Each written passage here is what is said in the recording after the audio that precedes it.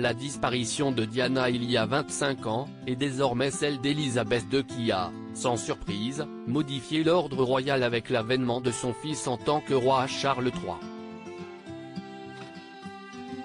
Chacun de ces événements ravive une histoire, celle entre la princesse des cœurs et celle qui est désormais reine consort, Camilla. Un numéro de Zone Interdite, M6, s'est plongé dans la passionnante vie de celle que le prince Charles a épousée en premier lieu et qui lui a donné ses fils William et Harry. Composé des témoignages de garde du corps de Diana mais aussi d'enregistrements tels des extraits de journaux intimes de la figure britannique, l'émission fait revivre un moment particulier entre les deux femmes de la vie de Charles III. Nous sommes au début de l'année 1989. Depuis près de 8 ans, Lady Diana a épousé, non sans doute et crise existentielle, le fils de la reine d'Angleterre. Mère des princes William et Harry, elle doit affronter sa vie compliquée sous la pression de la monarchie et peut-être, ce qui est le plus difficile, la relation entre son mari avec sa grande amie, ou plutôt amour de jeunesse qu'il n'a jamais cessé d'aimer, Camilla. Elle l'avait rencontré à un match de polo en 1970 mais leur idylle n'a pas duré car il devait intégrer la Royal Navy.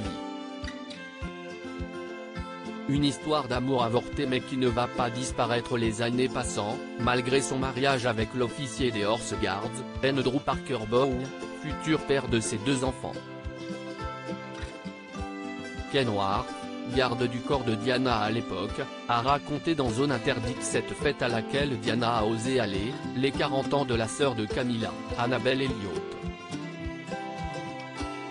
Voulant se confronter à sa rivale que son mari lui cache à peine, elle s'est décidée à se rendre avec Charles à cette soirée où il n'y a que des proches de la maîtresse de son époux. Gêné à l'idée de se retrouver dans cette situation, le protecteur de la princesse de Galles de l'époque ne peut quitter son poste, à la demande de Diana. Celle-ci a déclaré, d'après ses écrits, « Je me suis motivée, je l'ai regardé dans les yeux. Je lui ai dit, Camilla, j'aimerais te parler s'il te plaît, si ça te va. Point, je sais tout ce qui se passe entre Charles et toi. Sois en bien consciente. » Là elle me répond, oh ça va. Ce n'est pas un mélodrame.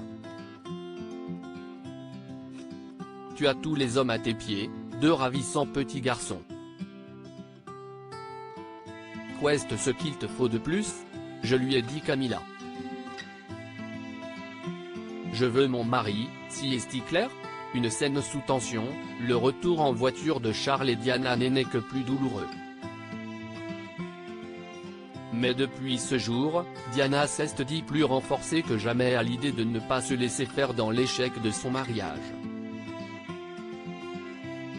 6 ans plus tard, elle réussira à divorcer, la même année d'ailleurs durant laquelle Camilla va se séparer d'Andrew Parker Bowen.